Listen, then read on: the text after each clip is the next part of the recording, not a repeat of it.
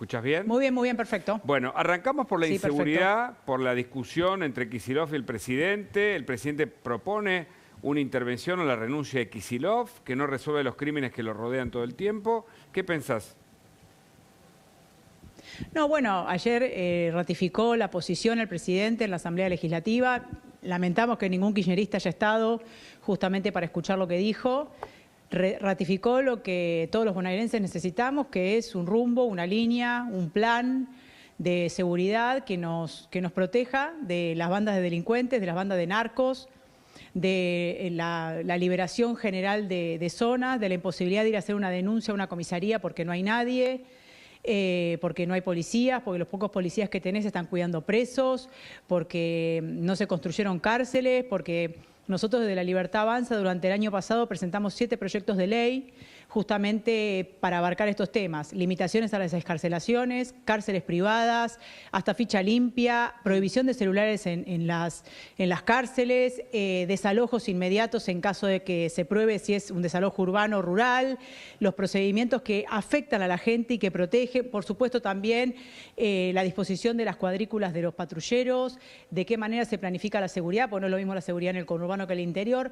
Nada de eso se trató durante todo el año pasado. Estuvimos reunidos solamente para tratar los proyectos que mandaba el gobernador, o sea, una sesión para hablar del Día del Tero, del Día del Conejo, del Día de la Zamba de Trenquelauquen, que no está mal, pero no le cambia la vida a los bonaerenses, y perspectiva de género que mandaba, bueno, la parte kirchnerista y la parte masista también, que son todo lo único que hacen. Ahora Massa se despertó y se dio cuenta que había que poner seguridad, porque en el 2015, cuando decía que iba a acabar con los ñoquis de la Cámpora, estaba más alineado. Ahora, o sea, parece había que proyectos estuvo en silencio hasta en el que, Congreso, hasta que se en la legislatura bonaerense. Yo lo publiqué.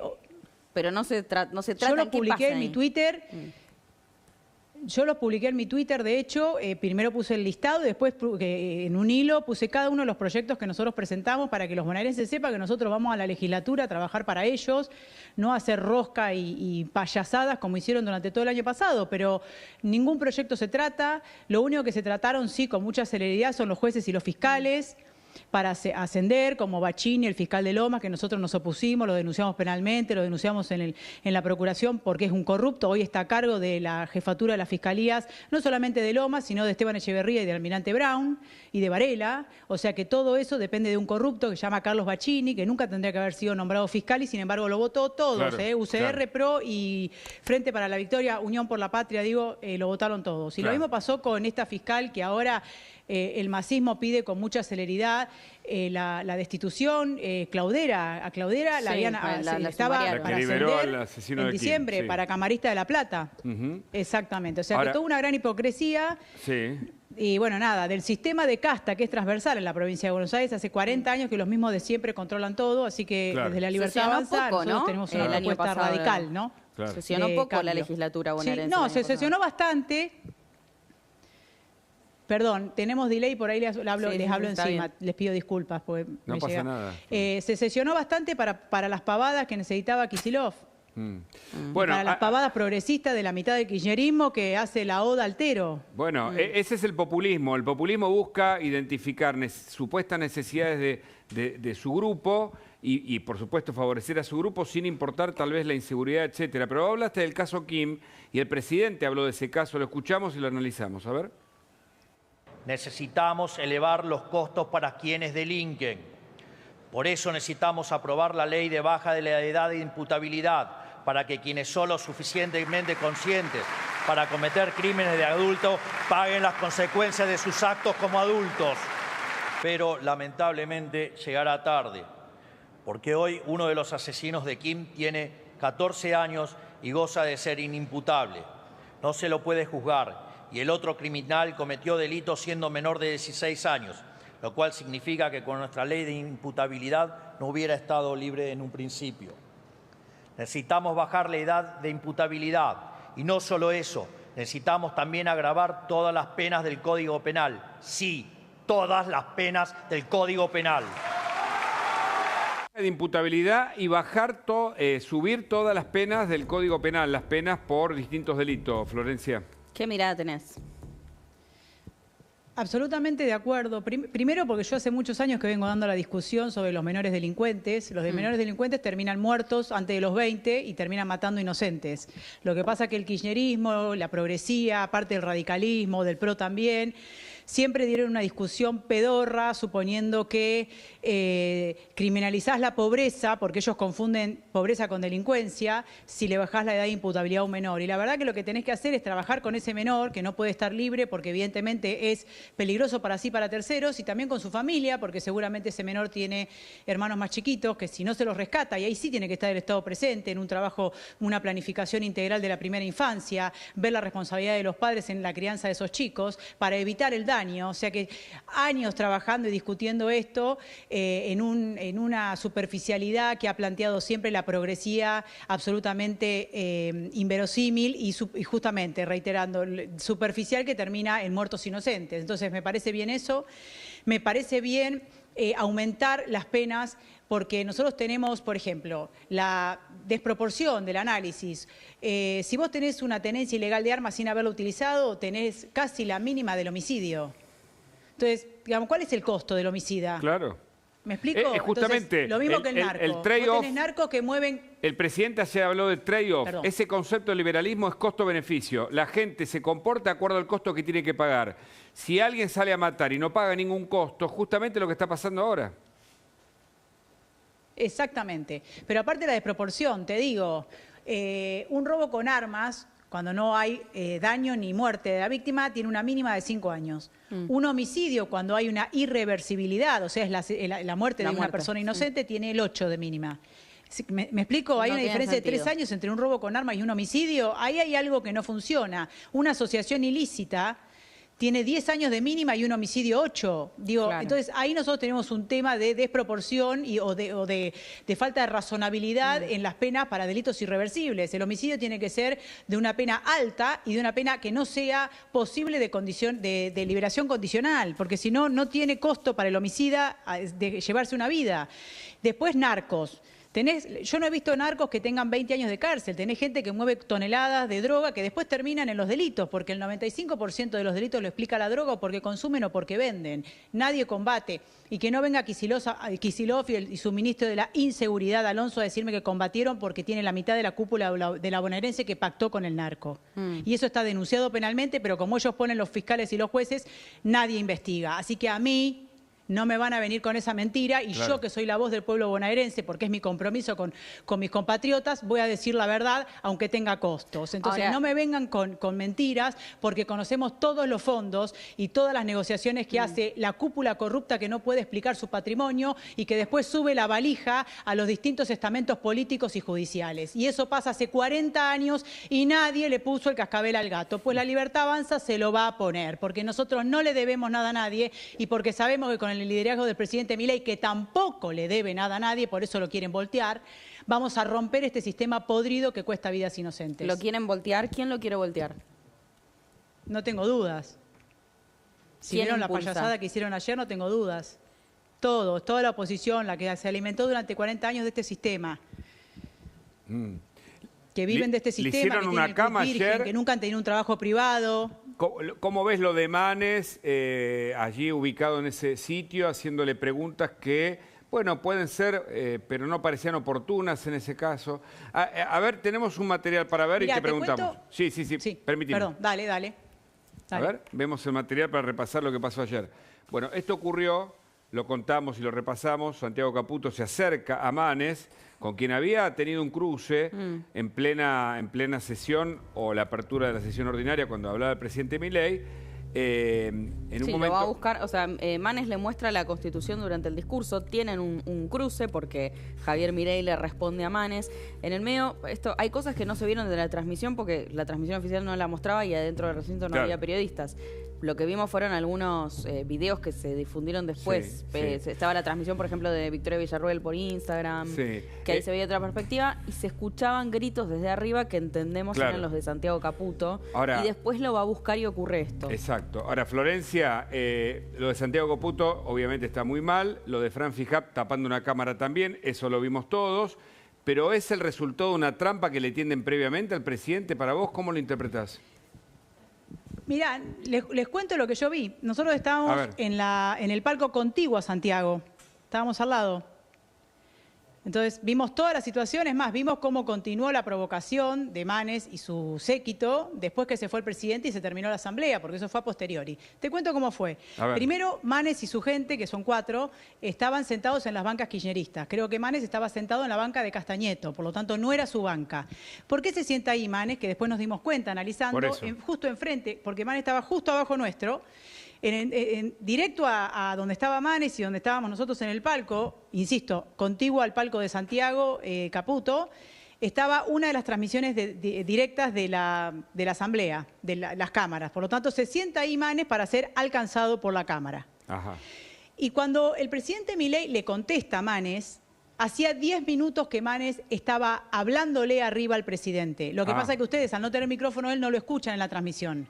Pero nosotros que estábamos arriba y veíamos todo, hacía 10 minutos por lo menos que Manes y su gente le estaba hablando arriba al presidente, como diciéndole, no se le entendía, como que gritaba y lo gesticulaba. Digamos, cuando levanta la Constitución, la levanta ya al final, pero él, antes de levantar la Constitución, durante 10 minutos estuvo, no se escuchaba, pero se notaba que había un murmullo y lo hacía le hacía gestos con la mano. Ahí vemos entonces, el presidente. Vamos a escuchar al presidente cuando le dice. Cuando le responde. Le responde a Manes y le dice esto. Lo repasamos porque estás describiendo el escenario de lo que vos viste ahí. A ver.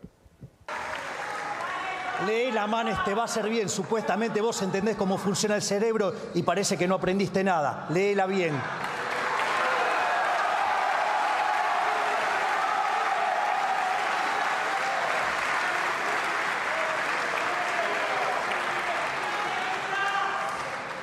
Quizás tu versión es con inteligencia artificial y cambia de libertaria a kirchnerista como hiciste vos, Manes.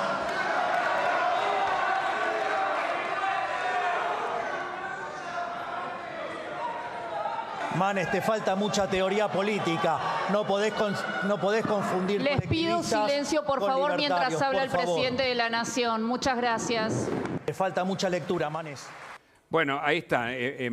Obviamente Manes lo estaba provocando, mostraba la Constitución, el presidente le dice que la lea, le habla de teoría política, porque ayer, sin mencionar, habló de varios teóricos políticos, el presidente. Y en el medio, y esto te lo pregunto, Florencia, porque fue algo que circuló mucho en redes sociales, ¿es verdad que Santiago Caputo le respondía a Manes con insultos desde arriba o no? Bueno, ahí está la segunda parte, vamos. Cuando el presidente le contesta, vieron que se escuchan murmullos detrás, nosotros, no sé, que le decía respetar la Constitución, autoritario, lo descalificaba a Manes al presidente previo a levantar la Constitución. Yo creo que el presidente cuando levanta la Constitución se da cuenta que viene de ese lado, digamos, alguien lo estaba agrediendo. Entonces hay una provocación, hay un armado, claro.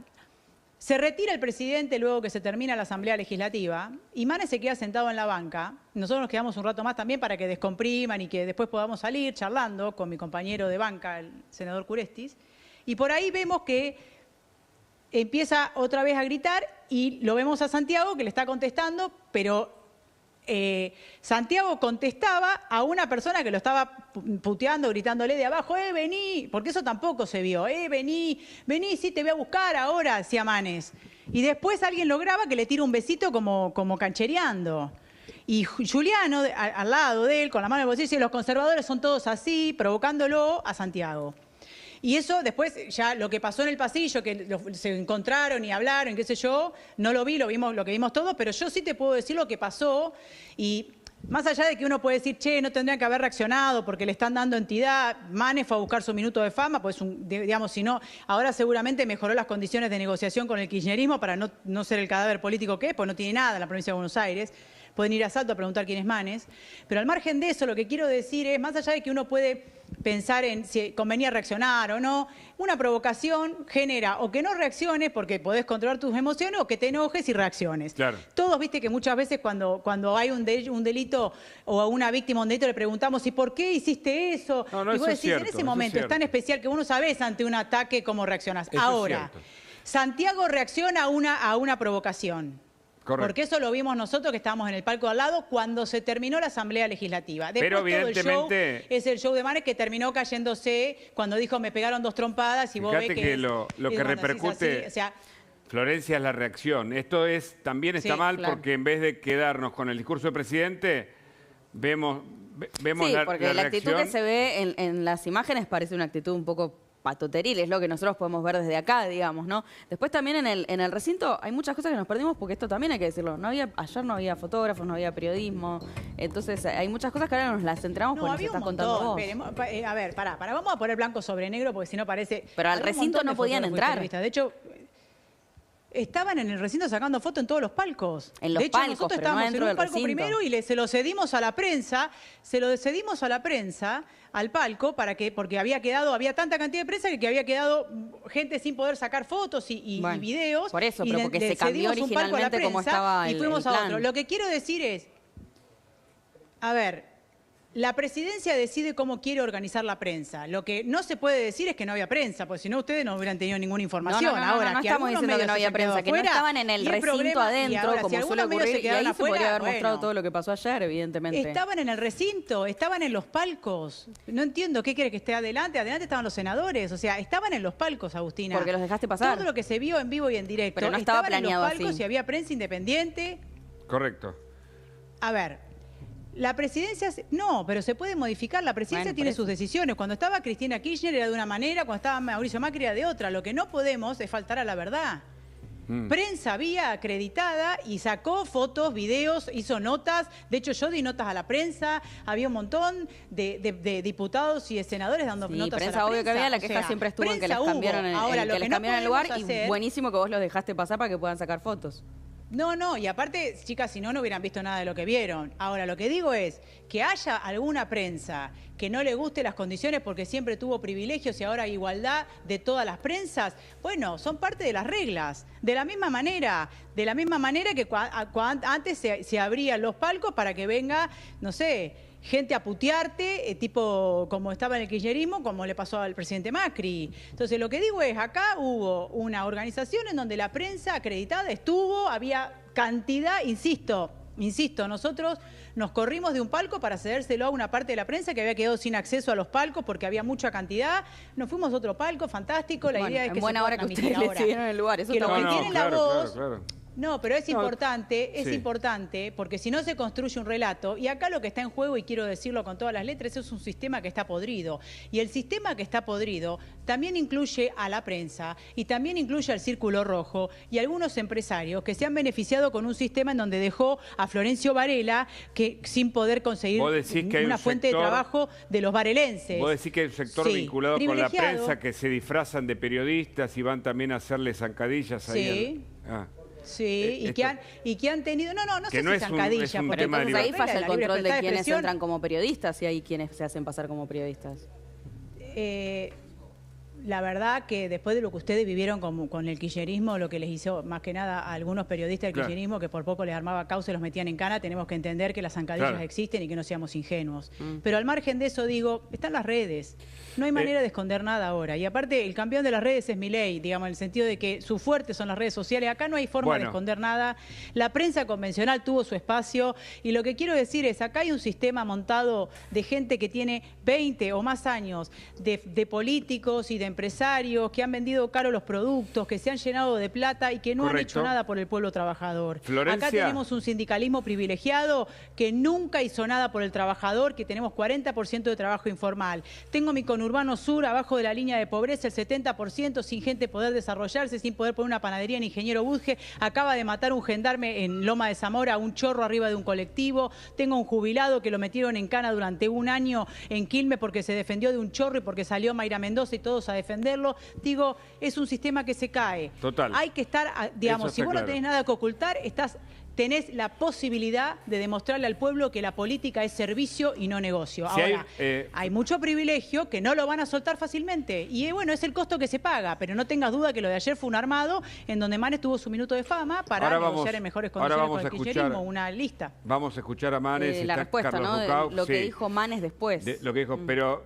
mirá esta previa, es importante porque hoy todo el mundo quiere escuchar al presidente Javier Milei.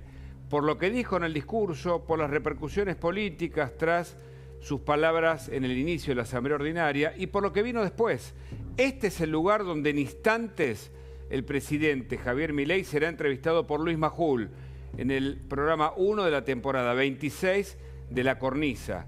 Es muy importante. Yo creo que escuchar hoy al presidente tiene un valor fenomenal desde el punto de vista informativo, desde lo que significa para el sistema democrático escucharlo, porque Majul seguramente le preguntará sobre todo. Será una entrevista en vivo.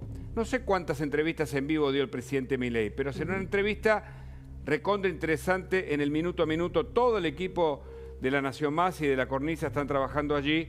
Así que esta es la imagen, ¿eh? En un ratito nada más se sienta Milei y Majul, ¿eh? En vivo desde la Casa Rosada, primer programa de La Cornisa. Lo sumamos ahora a este debate a Carlos Rucauf. ¿Cómo estás, Carlos? Bienvenido. Hola, Carlos. ¿Qué tal? ¿Cómo le va? Buenas tardes. Interesante lo que viene, ¿no? Ahí en la entrevista, ¿qué ves? Sí, claro, seguro, pero respecto a lo de ayer, yo creo que en general los políticos insignificantes tratan de llamar la atención en el momento que hay mucha prensa.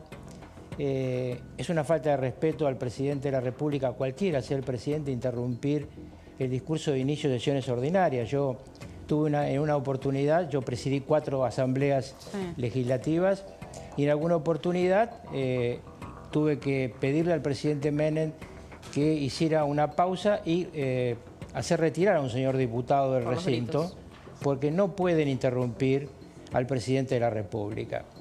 Manes es un hombre que tiene mucha experiencia en su especialidad, pero no ha conseguido progresar en la política y se ha ido colocando atrás del kirchnerismo, casi como furgón de cola del principal radical que trabaja para Cristina, que es el presidente de ese partido, ¿no? ¿A quién te refieres? Al presidente de la Unión Cívica Radical. ¿A Lustó? Claro. ¿Lustó decís que trabaja para Cristina directamente? No me cabe ninguna duda. Bueno, ya Bueno, ustedes lo van a sigamos. ver. Mire, faltan pocos meses para las elecciones de octubre y vamos a ver cuando Lustó aparezca como candidato a senador tratando de renovar su mandato, si lo apoya o no el kirchnerismo. Falta poco para saber. ¿Y Manes? Bueno, Manes es una figura menor en la política. Es una de esas personas que lo pones al lado de una estufa y enfría.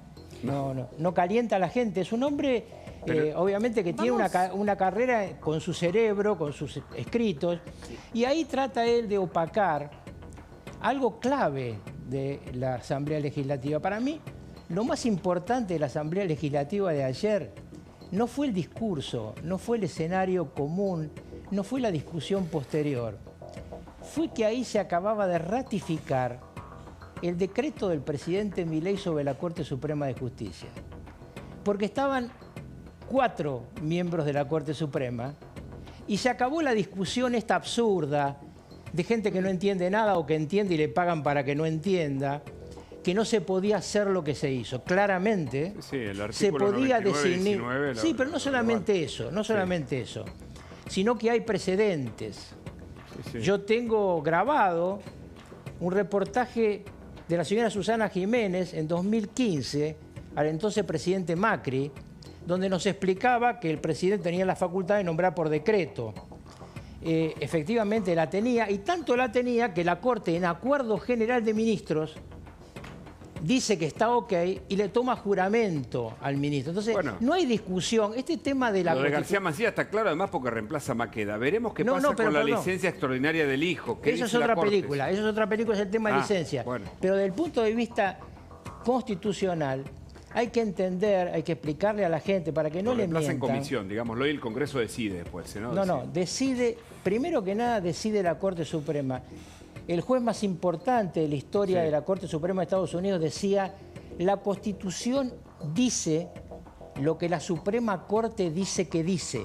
Es decir, en este país, Está bien eso. quien decide lo que dice la Constitución es la Suprema Corte, la Corte Suprema se llama acá, y ya lo decidió, por eso le tomó juramento. Otra historia es si acepta o no el pedido de licencia del juez Lijo como juez federal. Se verá, pero lo que está claro es que el decreto de Milei era constitucional. Sí. Y entonces Manes inventa un conflicto de algo que no es un conflicto, ya estaba saldado. Ahí Claro. estaba sentado quien decidió, la Corte Suprema de la Argentina, que se podía sentar. Arieto. Florencia, ¿coincidís con lo que dice Carlos Rucauf?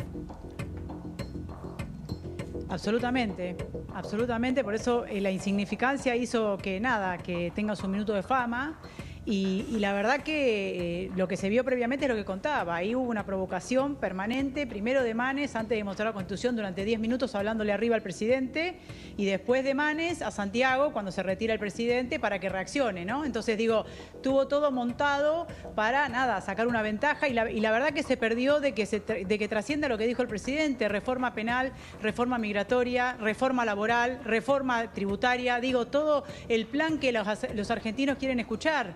O sea, soslayamos ahora, parece que el sistema podrido que va a caer, porque si la gente ya eligió y por eso eligió un outsider, absolutamente outsider, sin miedo, que va para adelante y que no frena, como él dice, digo, la inflación no es un tema, entonces todos salen los que refundieron a la patria a hablar como si fuera, discutamos de otros temas. Se soslayó que se robaron 110.000 millones de dólares al pueblo argentino con la maquinita de hacer dinero, con los 10.000 millones que le robó, porque para que la gente ¿se acuerda cuando Cristina lo echó a Redrado, que era el presidente del Banco Central, que se había atornillado para defender 10.000 millones que se los llevó Cristina para la campaña? Esa es la gente que ahora le está haciendo la guerra a Milei. Pero claro, durante años vivieron de eso. Se les terminan los privilegios. ¿Te imaginas la desesperación? Quiero preguntarle a Rucauf, esto que usted identificó de Manes o de un sector del radicalismo, que en este caso son funcionales al kirchnerismo para usted. Siempre que... Si lo seguimos analizando bajo esta perspectiva. Después le quiero preguntar sobre lo de Santiago Caputo.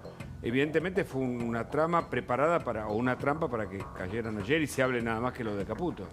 No, yo diría que no creo que la jugada de Manes esté vinculada al kirchnerismo, esta jugada. Creo que es, como decía, hay gente que no tiene forma de sobresalir, porque realmente él ha sobresalido en sus libros, pero cada vez que se presentó a una contienda electoral no tuvo ninguna posibilidad. Y entonces es como que estuviera gritando, denme en un lugar, no obviamente en el oficialismo, sino en la oposición. Y respecto a la reacción posterior, yo creo que es muy importante ver lo que yo vi hoy, que es la Cámara de Seguridad del Congreso, donde efectivamente se ve una discusión muy fuerte, pero no se ve que nadie se acerque por la espalda a Manes y le pegue. ¿Y por qué digo esto? Porque no es lo mismo una discusión airada, entre dos personas que piensan distinto. Hasta, yo diría que por ahí Santiago Caputo, que es medio astuto, dijo, bueno, vamos a levantar al insignificante para que haya una oposición más dividida, pero no hubo las trompadas, porque si no se hubieran visto en la Cámara de Seguridad que firma desde arriba. Entonces, me parece que Martín Menem ya las pidió, por cierto. Martín Menem ya las pidió. No, y además irán seguramente a la justicia. Esto va a pasar porque es claramente un episodio forzado, pero bueno, nadie entonces debe tener dudas de que el decreto de los miembros de la Corte Suprema fue convalidado por la Corte y que la Constitución que movía Manes realmente es un problema de saber leerla. Claro. Y no es para cirujanos, es para miembros de la Corte Suprema. Bueno, la Corte tiene dos objetivos. Uno actúa como tribunal y otro como órgano político. Y esto es lo que estás remarcando, ¿no? Sí, como pero además es el custodio máximo de la Constitución. Cuando vos ves un juez de cualquier jerarquía que toma una decisión constitucional, yo veo que de repente eso se convierte en noticia. No tiene ninguna importancia. Acá y en Estados Unidos, en Francia, en Alemania y en España, es el Supremo el que, como decía Holmes, dice que dice la Constitución. Florencia. Sí, coincido, pero aparte que me permito corregir a Carlos, no es cirujano Manes. De hecho, tuvo que salir del colegio de neurocirujano a decir que no es cirujano. Yo les pido que vayan a Salto y hablen con Rodrigo Nieder, que fue el candidato a intendente del PRO de Juntos por el Cambio en el 23, para ver quién es Manes, lo que hacen. O sea, es un mitómano, yo lo conozco mucho, lo conozco desde mi pueblo, ahora hace muchos años que vivo en el conurbano, pero yo tengo a mi mamá, mi papá y uno de mis hermanos en Salto, así que habla por sí solo, es un vivillo que le gustan los atajos. Entonces me parece que corresponde hablar con la verdad, ¿no? Si quiere su minuto de fama lo tuvo, uno reacciona ante la provocación como puede, pero bueno, ni el presidente lo atacó, al contrario, le faltó el respeto al presidente todo el tiempo que le estuvo hablando arriba antes de mostrar la Constitución, ni Santiago lo atacó, Santiago recibió provocación y puteada de abajo y bueno, se calentó. Eso es una cuestión que tendrá que contar también por qué se calentó o si está bien calentarse o no. Uno hace lo que puede con la provocación, pero ambos respondieron a un ataque planificado, a una intencionalidad de tomar cierta relevancia en un momento en donde, hasta insisto, se sentó en la banca de Castañeto, que es kirchnerista, para que le dé directo una de las cámaras de la transmisión. No me lo contó nadie, yo estaba justo en el palco arriba, o sea que vimos todo.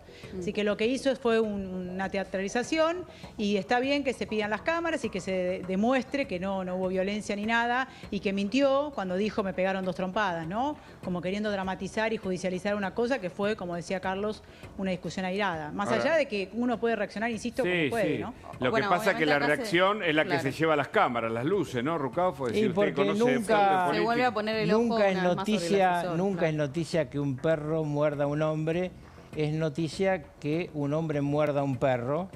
Y todos sabemos que en general la búsqueda del minuto de fama es gritando, peleando, enojándose o haciendo alguna cosa escatológica. Yo recuerdo, no sé si los argentinos tienen memoria de eso, pero un día estaba en la Asamblea Legislativa, muchas veces vienen presidentes extranjeros y hablan en la Asamblea Legislativa, y estaba hablando el presidente George Bush. Y Luis Zamora, candidato único de la izquierda en ese momento, un hombre sumamente simpático, lo interrumpió.